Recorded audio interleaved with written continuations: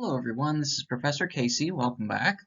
Today we're discussing a movement in literature that happened during the late 19th century and carried on into the 20th century. Okay, this is something that we refer to as futurism. Okay, so let's go ahead and get into it.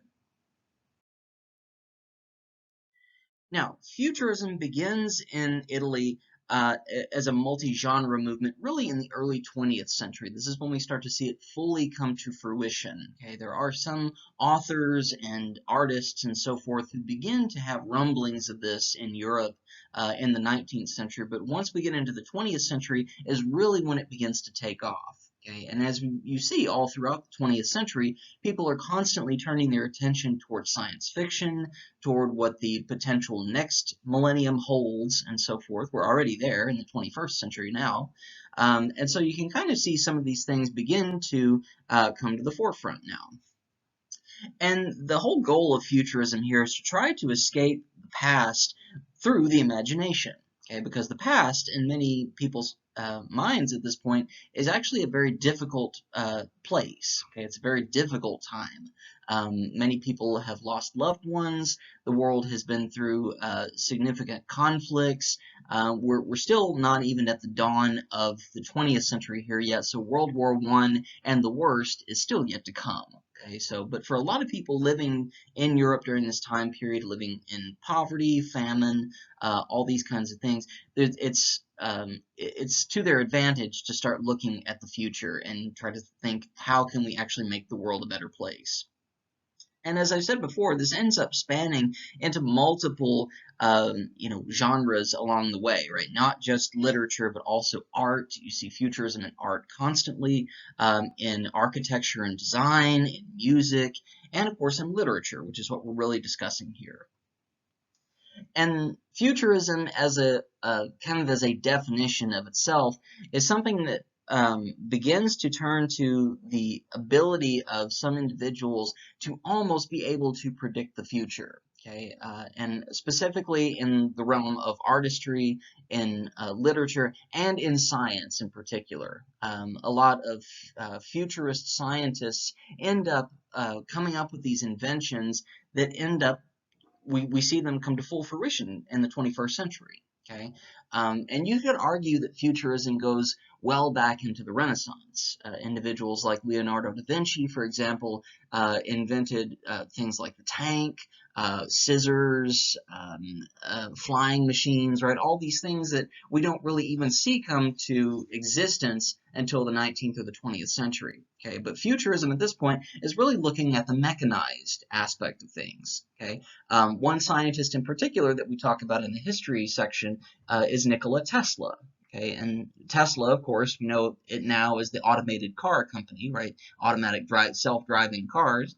But Tesla himself was actually a very, very brilliant scientist who was way ahead of his time when it comes to things like he is alleged to have invented the idea of the internet, of free renewable electricity for all people, the concept of the cell phone, right? All these things that we would never have imagined existing at this point in time, and yet here we are today using these exact things. Okay, and so once you look at some of the examples that I show you in the discussion board in the history class, you'll kind of get an idea of what I'm talking about. But specific futurist authors that we'll discuss here these are a few that you can kind of look at. You can look at some of their works, and we'll kind of discuss them briefly along the way.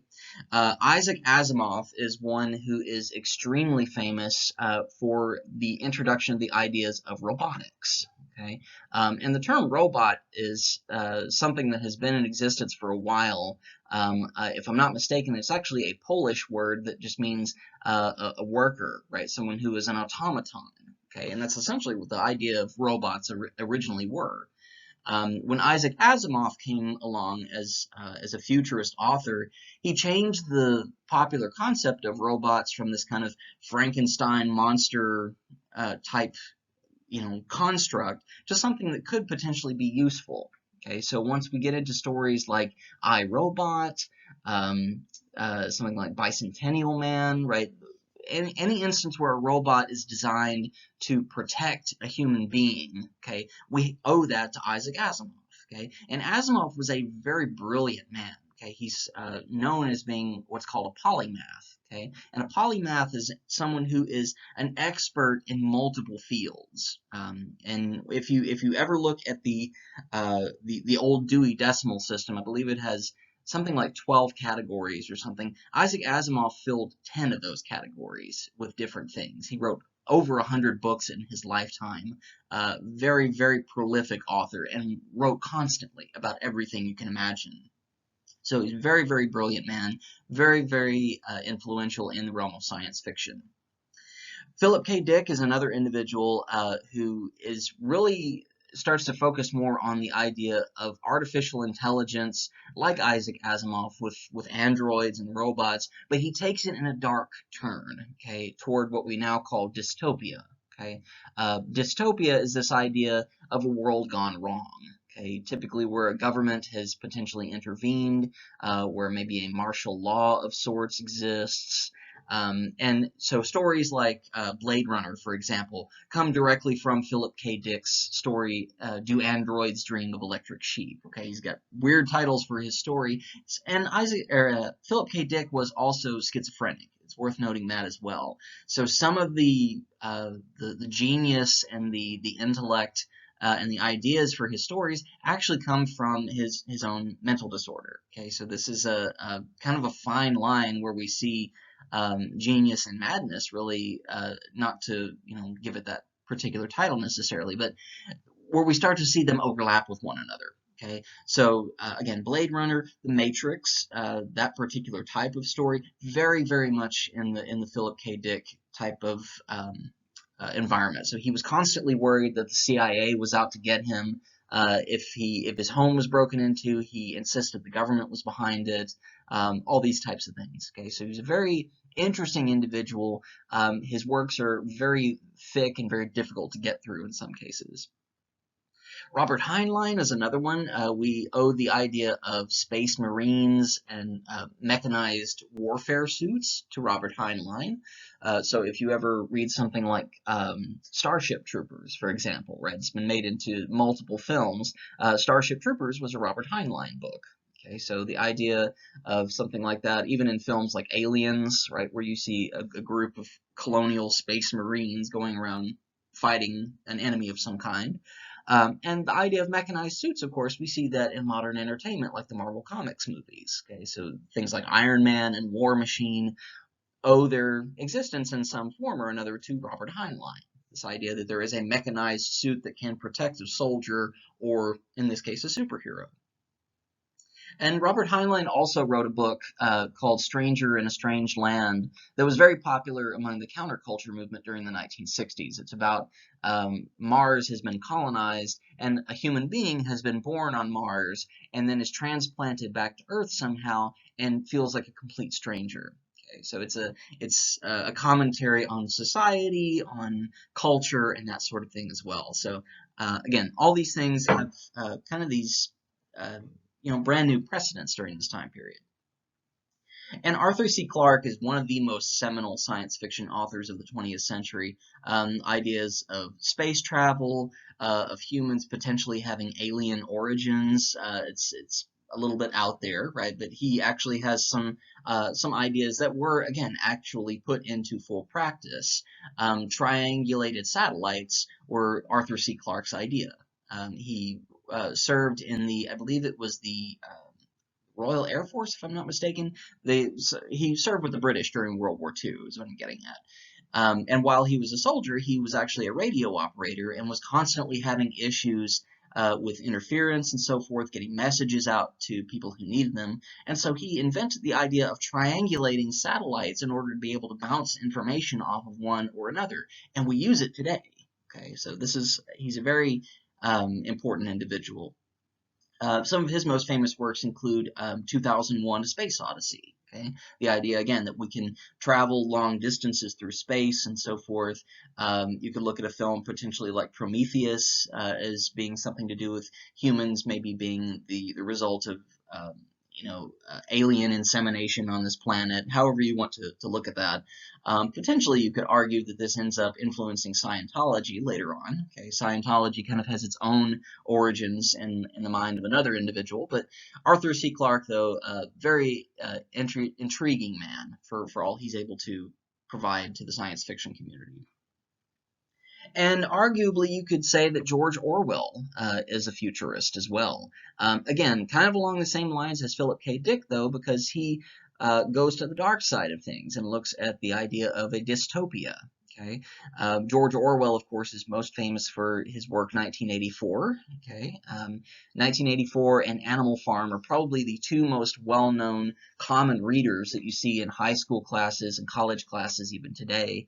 And Orwell's ideas when it comes to a totalitarian government being overbearing on its people are something that is something we see put into practice on a regular basis today in our common world.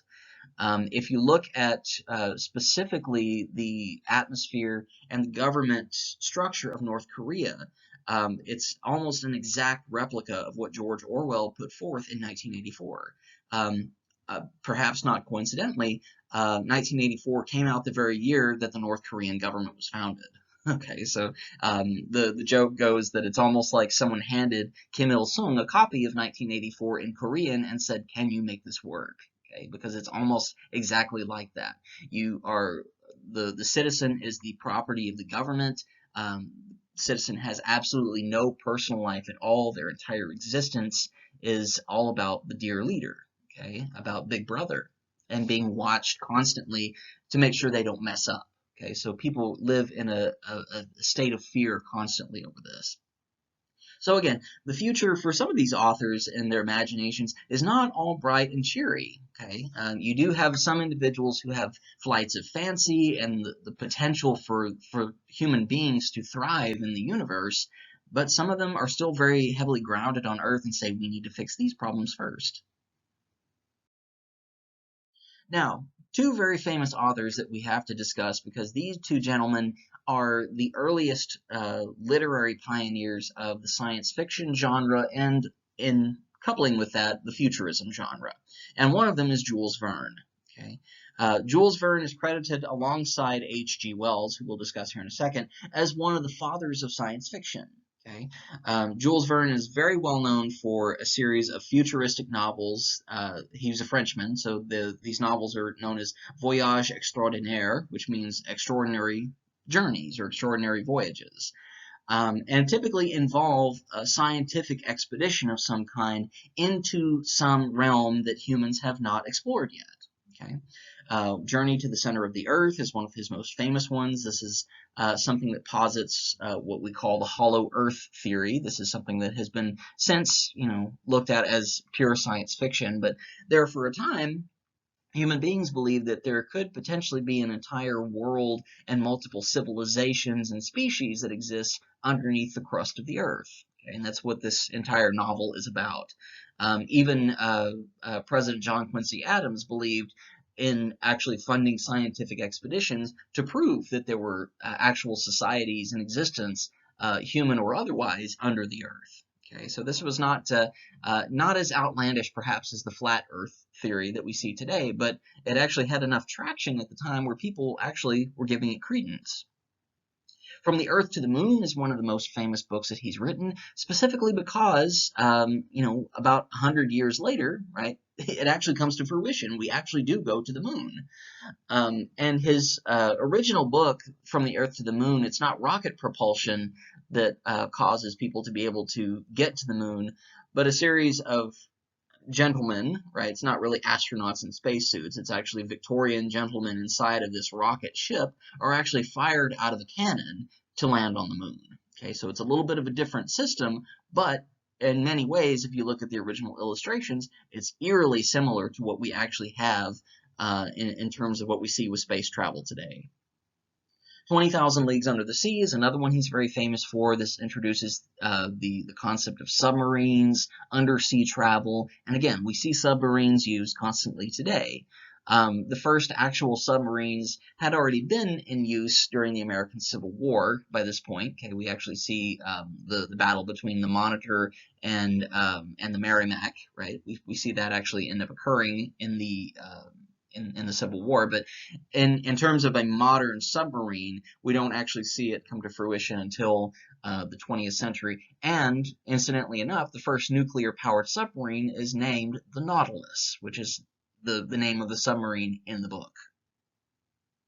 Around the World in 80 Days, again, another way of trying to say that we can actually have a very fast, almost subsonic air travel that can occur. In this case, it occurs in a hot air balloon. Okay, so we don't have airplanes don't exist at this point. Okay, they don't come to existence until the early decade of the 20th century.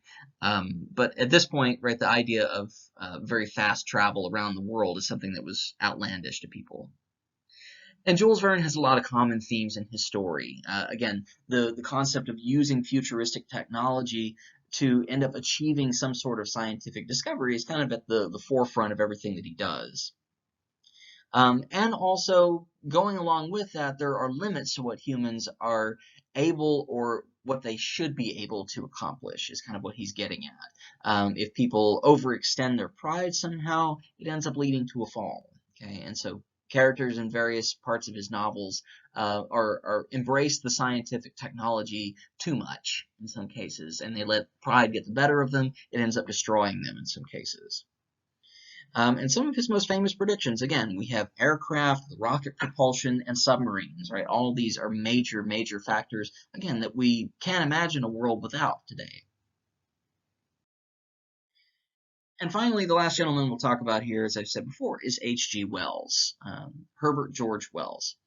And he is known specifically for applying progressivism in the political messages that go along with his works. Okay, so Jules Verne was a little bit more on the scientific side, H.G. Wells a little bit more on the political side. The Time Machine is potentially one of his most famous, if not his most famous work. And of course, The Time Machine is one that introduces the concept of time travel in science fiction, or at least sets the major precedent for it. And in The Time Machine, the political message that he actually puts forth is something of socialism that ends up turning into a very negative idea. Okay, spoilers for those of you who have never read the book. A scientist who invents the time machine travels forward several hundreds of years into the future and discovers that human beings seem to be living in total peace with one another. Okay, they're all wearing the exact same garments. It seems like no one has to work, and everybody seems to not potentially be over the age of 16 or 18 years old. Okay, if you ever watch the 1960s version of this, the concept of racial relations isn't even brought up. All the people are white. Okay, so this is kind of a gray area that I don't think he ever actually addresses in his book. It's kind of overlooked, I guess, in most of the film adaptations of this. But in his particular book, though, once the scientist gets to the future, finds these people living in relative harmony, realizes that they don't put forth any type of effort into learning about the past. They don't try to extend their future in any way. Something seems wrong. Okay? And eventually, over time, he discovers that there is a second race of not quite humans living under the earth called the Morlocks. And the Morlocks are these big hairy monsters that are actually growing the human beings living above in the sunshine, almost like cattle. And then from time to time, they'll come out and they will cull several people and take them down underground where their machines are, and they will actually eat them. Okay, so it's a very dark turn to the story, but an extremely well-written book, and not a very long one. I highly recommend it. The Island of Dr. Moreau is another very famous one. This one goes more into the science fiction and horror almost aspect of things. Again, science gone wrong in this case. We have a man who is stranded on an island where there is a sort of mad scientist who has been vivisecting animals and trying to make them human. Okay? And vivisection is a very horrible thing that was actually practiced during the 18th and 19th century. as much as I hate to say it, it's almost like dissecting an animal while it's still alive. Okay? In this case, he performs surgeries on animals to make them walk upright, tries to teach them to speak, and so forth. And these animals struggle with whether or not they are actually animals or humans. Okay, they actually are able to reason and so forth. He's injected them with some sort of serum, I think, that causes them to be able to think like human beings. So it's an identity crisis, basically, is what it amounts to. And again, the concept of what people are so terrified of, that humanity will someday be completely done away with, and instead we'll have this race of subhumans that exist somehow. The Invisible Man, of course, has been made into universal horror films. I think Blumhouse just did a remake of it this year. Again, the idea of science gone wrong, right? A mad scientist turns himself invisible somehow and is able to run all over the place and cause all kinds of havoc. And of course, The War of the Worlds is potentially, alongside The Time Machine, one of the most famous science fiction books ever written. War of the Worlds, of course, is again, science gone wrong, but in this case, an alien invasion, something that we had never really considered yet. And again, this is still approximately 20 years before World War I comes to an end. Okay, World War I hasn't even come to fruition yet.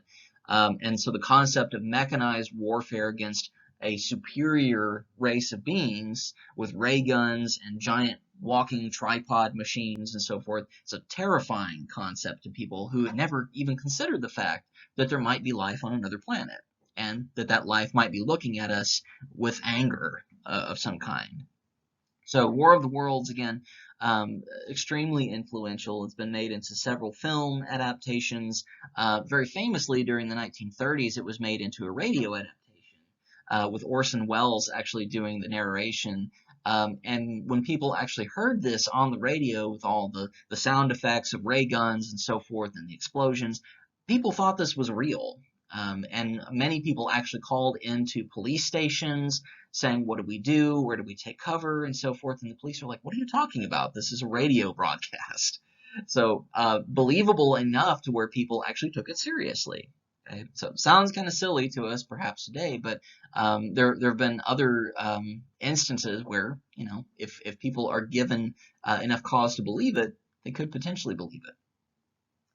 And again, common themes in H.G. Wells's work is the idea of a scientifically driven utopia. Okay, we talked about dystopia, right? Dystopia is the idea of a future gone wrong where society is oppressed somehow, potentially by a government. But a utopia is the exact opposite, potentially where there is no government at all, and everybody lives in peace and harmony with one another, where there is no crime, there is no poverty, there are no no forms of oppression of any kind, right? That's what a utopia is, right? And so H.G. Wells kind of puts forth this idea in some cases. The Time Machine is one of them. The incorporation of Darwinism is another thing that was pretty unpopular at the time, right? The idea that humanity is still in a certain stage of evolution. We have not reached our pinnacle yet, nor will we see it in our lifetimes. Okay, it's something, again, specifically with the Time Machine, where humanity could potentially divide off into two directions, right? We have one group that takes shelter underground, turning into the Morlocks, and then we have the other group that stays above ground, the innocent Eloi is what they're called, who eventually become victims. Okay, so basically he says that evolution is continually going forward. The strong will potentially survive and could potentially overpower the weak. Okay, and there's no rule that says that it's going to come out for the best for the good guys. And again, socialism is another thing, like we've talked about, specifically with the Time Machine. Socialism saying that there is no social class distinctions, everybody lives an equitable existence. And again, it sounds very, very good on paper. It's very difficult for it to actually be put into practice and have positive results. Okay, there's usually some form of corruption that gets thrown in that turns it into something very negative. Okay, at least historically speaking, that's what we've seen. And famous predictions of H.G. Wells include tanks. This is something that he introduces in the War of the Worlds, because we start to see before World War I ever occurs, humans have to actually invent tanks to fight back against the aliens. Space travel, of course, we've seen with the War of the Worlds and the alien spacecraft. Extraterrestrial contact, again, aliens showing up here. Satellite television, he brings that into existence at one point. The internet as well is something that he predicts in another one of his stories. And so there's all kinds of different elements that we see with these different authors that we see in the present. Okay, and again, these men are, and it's worth noting that they are overwhelmingly men. Potentially because, not because women didn't come up with great ideas, but because at this particular point in time, men were the only ones who were considered for published authorship. Okay, women typically would have poems published, occasionally short stories would be published, but very rarely would we see a futurist author during this period who was a woman. Again, it's not necessarily because women were not capable of it. That's certainly not the case, but more so the fact that women were prevented from being able to do so. Okay. So anyway, this is just kind of a drop in the bucket for the entire topic, and we've already gone on quite a lot longer than I expected to here. But I highly recommend looking at each and every one of these individual authors when you get the chance. There was also a very good documentary series that was out there for a while. I don't know if it still is, called Prophets of Science Fiction, that deals with most of the individuals we've discussed here in full episode form. It was hosted by Ridley Scott, so I highly recommend that. So anyway, that's all I got for you for today. Head on over now to the quiz page and take a look at your quiz over futurism. Thanks, everyone. I'll see you later.